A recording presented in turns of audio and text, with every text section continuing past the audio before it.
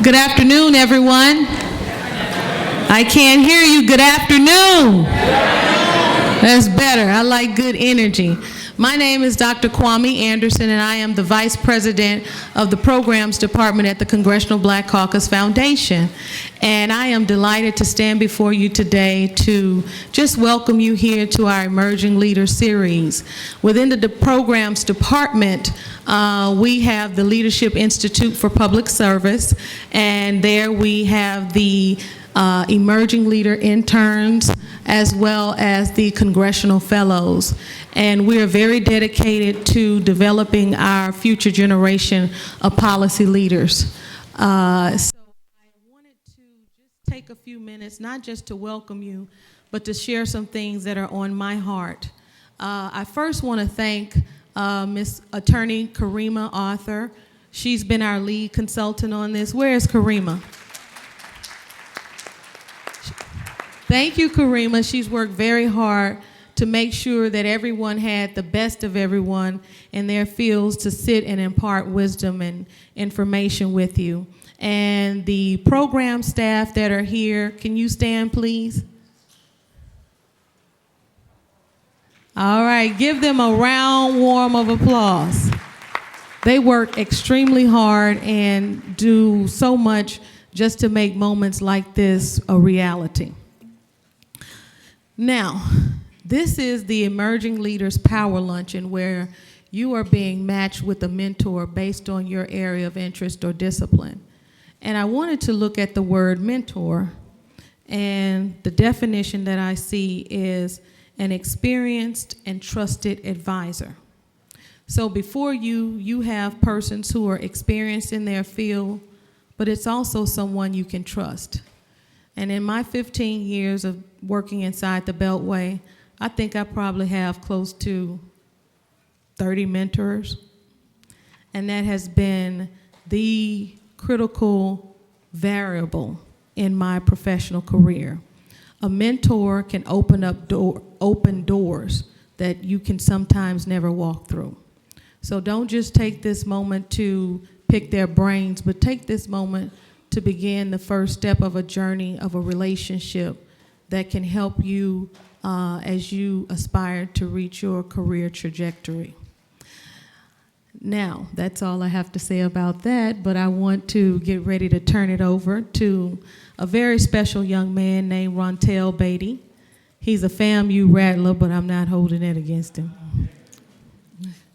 But anyway, Rontel is a 2010 Congressional Black Caucus Fellow alumni. And before you is a dynamic young man who went through our program the summer of 2010. And from there, he was able to secure employment with Congresswoman Corrine Brown from Jacksonville, Florida. And he worked there for 2 years. Jacksonville, give it up. Okay, you got your moment in the sunshine.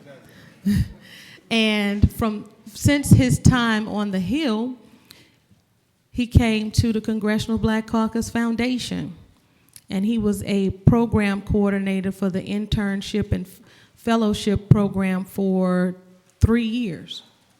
And now he is the National Director of Partnership at AMI Kids. And this is a critical job that he does because, as you can hear, he started a pattern. He went on the Hill. He took his legislative experience to start imparting that into other interns coming behind him. And since that time, he's taken it to an organization who provides wraparound services. And the numbers that he just gave me, because of AMI reaching out to at-risk juveniles, they are able to reduce recidivism by 78%. That's an astounding number. The national average of reduction of recidivism is 50%. So they obviously are doing something right by providing family counseling and health care and vocational services and training and GEDs to individuals who otherwise wouldn't have it. So as you sit here and you talk with people, think about what you're going to take away from here. But most of all, think about it, how you're going to use it when you leave to apply it to make someone else's life better. And thank you so much. And now, Rontel, please, you can take over.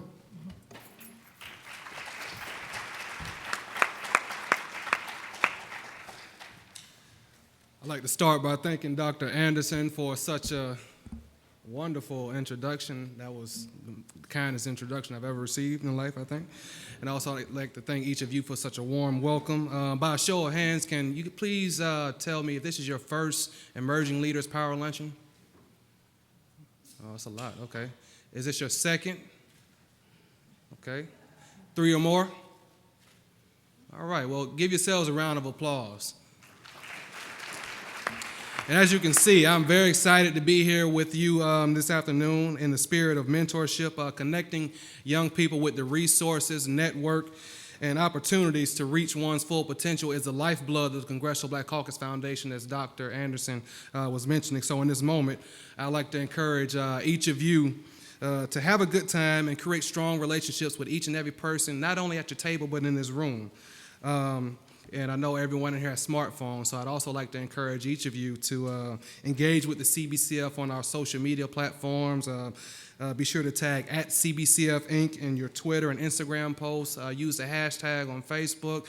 Take as many pictures as humanly possible. We want to spread the good word about what we're doing here today. So I now have the esteemed honor and privilege of bringing to the podium Mr. Don Peebles. He is one of the most successful entrepreneurs in the nation, owning one of the country's few national, privately held real estate investment and development corporations called the Peebles Corporation, with a billion-dollar portfolio of projects nationwide. He is currently the chairman of the board of the Congressional Black Caucus Foundation and is a 2-time former member of President Barack Obama's National Finance Committee. So without further delay, please help me in welcoming Mr. Peebles to the podium.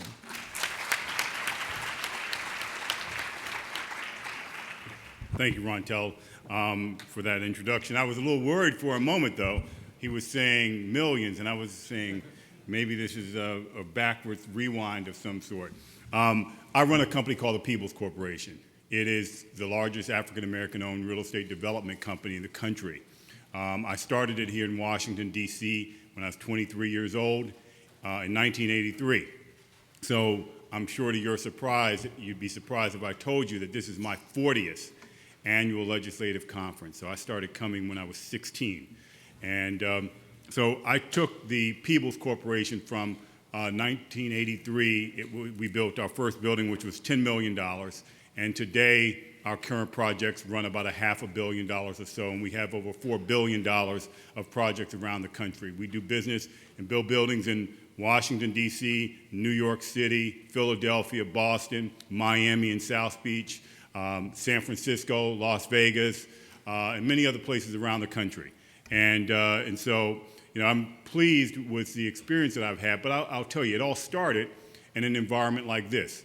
I've been mentored, and one of the things I think also about what mentors can do, I think Dr. Anderson mentioned 3 things. I think what mentors can do is they can believe in you. And so I think belief in your abilities and helping you achieve your goals based on a belief of confidence in your ability to perform is also key to mentorship. So I grew up in D.C. My parents, my mother had me at 19 years old.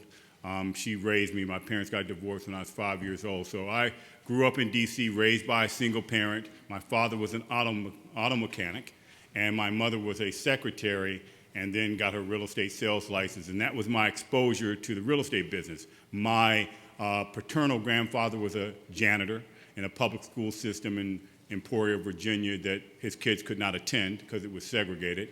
And my maternal grandfather was a hotel doorman at the Wardman Park Marriott Hotel here in Washington, D.C. And just to give you an idea of what is possible, I happen to own a Marriott hotel here in Washington, D.C. as well. It happens to be one of the top 5 performing hotels in the Marriott system worldwide. And it's been run since the day I opened it by an African-American general manager, first an African-American woman, and currently an African-American man who grew up here in Southeast Washington, D.C. in public housing. And he started off working for me as a busboy, and I believed in his ability, and my team did, and we gave him the opportunity to be a night desk clerk. And from there, he ended up in 5 years running the hotel. And he is also the second African-American to be chairperson of the Greater Washington, D.C. Hotel Association. So I want to talk a little bit about mentorship. I had big dreams, and that's part of why you're here too. You have big dreams. And one of the challenges that I had with those big dreams is having people believe that, like I did, that they were possible. But they are possible. And you're in an environment where anything is possible. You're in a country with its challenges that anything's possible. And so in my experience, I was mentored by Congressman John Conyers. I was a staff aide for him my last year of high school. Mentored by Congressman Ron Dellums. I was an intern for him. And then Congressman Charlie Rangel, I was an intern for him. So I had those experiences that exposed me to what the possibilities are. And so I had these goals. In high school, they got bigger as I got to understand how big the world was. And then I had the good fortune of being mentored by the mayor of Washington, D.C., the longest-serving mayor of Washington, D.C., Marion Barry. And that was where I got the opportunity to build my first office building. So I actually built my first building when I was 26. So I became a multimillionaire at 26 years old. And I started my company, which was a real estate consulting business, at 23 years old. And so every step of the way, I had these big dreams. And then if I accomplished something that I sought out to do, then I dreamed something else bigger. And never or rarely did anyone tell me that my dreams got too big for me. And so what I'd like to do is impart with you is that there's no limit to what you can do. There really isn't. I told you my history. By the way, I forgot to mention also, I dropped out of college after my freshman year. So I went to Rutgers University. My parents were all excited I was going to go into pre-med, going to be a doctor, and I disappointed them tremendously. Now, later on in life, they forgave me for it because it proved to be a good decision. But so I was not the poster child for what would be great success. There were far many people who were more accomplished educationally than I was, who started off from a better place or easier place than I did. But anything's possible. And so today, I run a $4 billion company. Forbes magazine says I'm one of the top 5 richest African Americans in the country.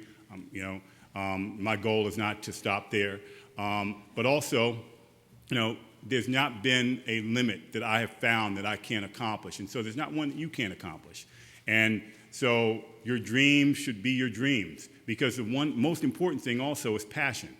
I love what I do. I enjoy it. I get to mix it up a bit. I'm chairman of the Congressional Black Caucus Foundation Board, an organization that early on gave me my opportunity and some exposure, so I've been able to give back to that through that vehicle. But I enjoy pretty much every day I go to work. I like what I do. I love what I do. And that was my passion. And part of why I'm particularly decent at it is because I love doing it. And so I would tell you that you should look and follow your passion. Don't let anyone tell you you can't do it, because all they're doing is projecting their self-esteem issues on you. Don't believe people when they say, oh, it can't be done, because it can. Because I grew up in a time when there was no ATM machine. I was in college when an ATM machine came out, before you had to go into a bank and cash a check. I was that's okay. They're telling me not to wrap up my story, but anyway, being the chairman, I get to go on a little longer. So, but I thank you. So, as I was saying, that a cell phone was unheard of. Internet wasn't created. None of these apps were created. I had to go into my company and sign checks every day. Now I do it electronically.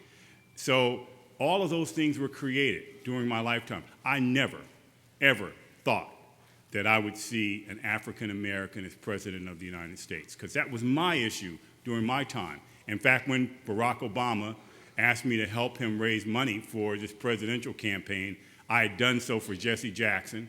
And I told, and I'd also been a big supporter of Bill Clinton's, and so I told the president now, when he was then Senator Obama, I don't see how you can win. Hillary's going to win the nomination. And I remember telling Bill Clinton, look, I'm sorry, but when Hillary wins the nomination, I'll come on board and support her.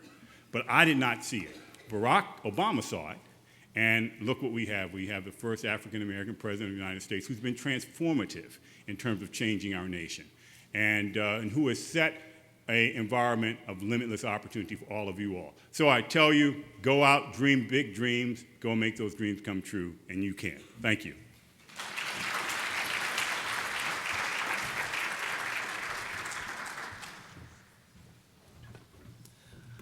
I'd now like to bring up Ms. Nilka Thomas from Google. She has a few opening and welcome remarks for you guys, so please give her a round of applause as she comes to the podium.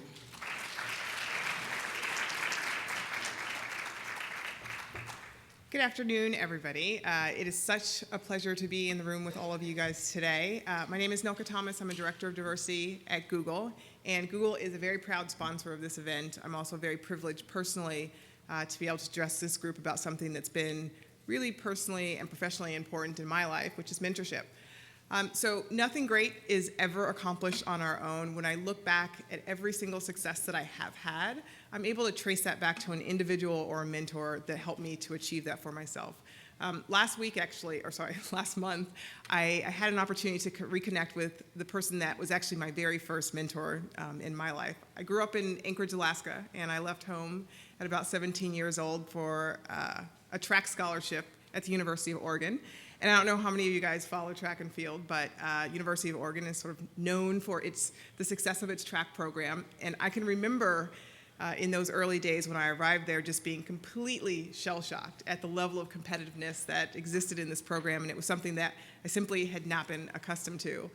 And looking back on it now, the person that sort of took me under their wing and believed in me, I think so much about what they were able to impart for me in terms of my own success there. At that time, I was pretty young, wet behind the ears, a long way from home, and found myself really struggling for the very first time in my life. And this person was able to help me find my path. They were able to help me build my confidence by finding those successes, and then ultimately also build strength around some of the failures. And I'm certain, reflecting back on it today, that if it weren't for her, I simply wouldn't have been a success. And it'd been a long time since we had connected, but it reminded me of just how important mentors are, she and other people in my life along the way. And it also reminded me that I was able to accomplish something that I simply did not believe was possible, but because I was able to reach out for help and lean on somebody for their support and experiences, I was able to achieve something great. So what I'd like to share with all of you guys today is that sort of mentorship can be so positive in our life. I think that I identify this pattern where I have been able to take on new experiences and do something new and great, even though those new experiences can sometimes lead to uncertainty and insecurity, which is oftentimes very natural. But when you have a mentor that's able to shine a light on the path that has been down that road that you want to travel and is willing to share their experiences, it opens up so many possibilities for you to be able to achieve your goals. So at Google, we believe deeply in the power of mentorship. I'm part of a team that has a responsibility of building the next generation of diverse leaders for our industry, and mentorship is a significant part of that. So inside the organization, we design programs that help incoming Googlers to find pathways to leadership through mentorship and coaching. And then outside of the organization, we're investing in up-and-coming leaders in our communities. Last year, we launched a program called CS Edge, which is targeted to middle and high school students in Oakland and in California to give them exposure and experiences to coding and computer science, and we're seeing the significant impact of those investments. So I just want to say thank you to all of the mentors in the room for the work that you are doing, the generous investments that you're making. No doubt you've seen the power of mentorship in your own lives, which is why you're paying it forward. I want to say thank you to the CBCF for allowing us to sponsor this great event and for the work that you're doing to prepare all of these emerging young leaders of today to be the trailblazers of tomorrow. And then for all of the emerging leaders in the room, Google salutes you for your successes and your ingenuity. Continue to empower yourselves by surrounding yourselves with people that are investing in you. And one day you're going to be the experts in your field, able to offer that guidance and wisdom to somebody else and pay it forward. So I just want to say thank you again and best of luck.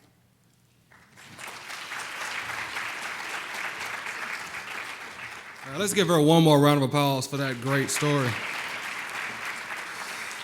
All right, I know everyone is dying to get the conversation started. I just have a few announcements before we begin.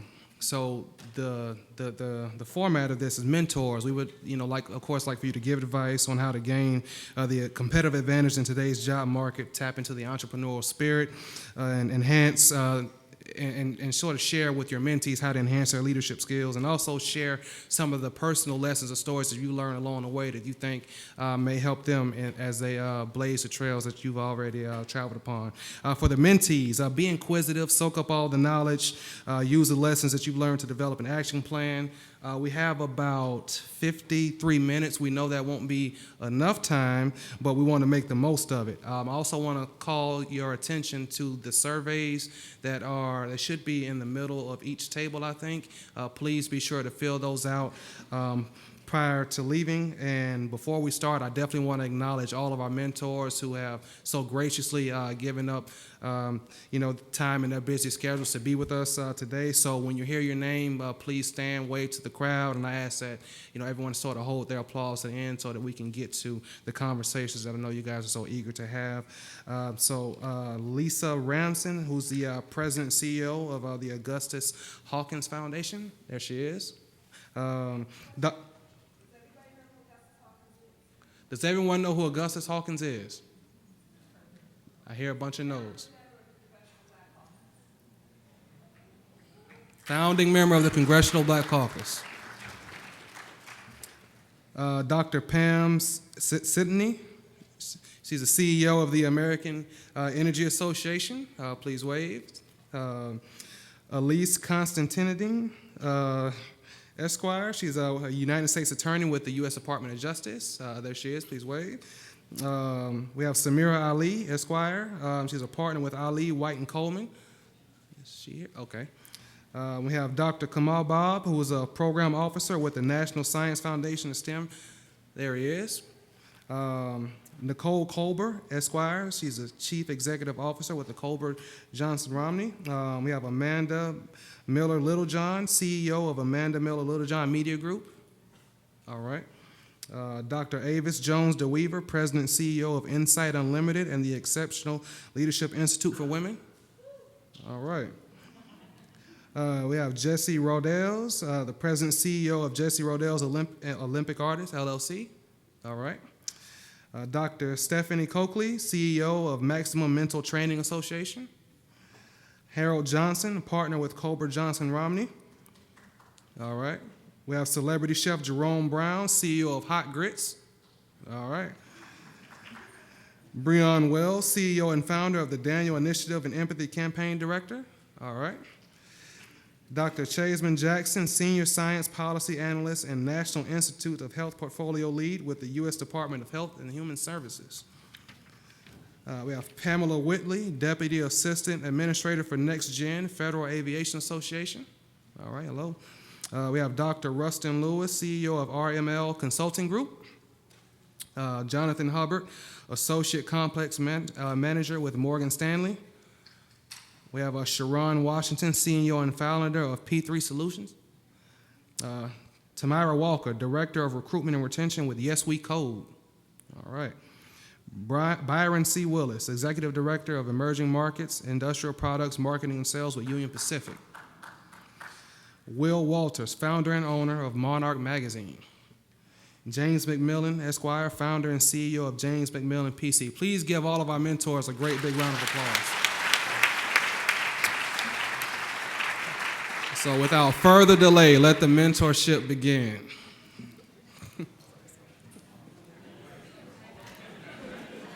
scholarship programs at the foundation.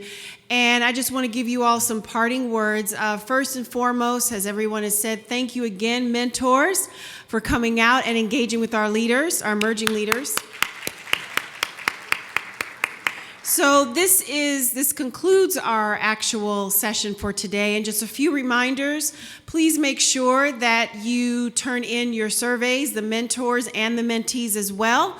And that concludes. I hope that you have had engaging conversations, and I hope that they will continue in the future. So enjoy the rest of the conference. Thank you.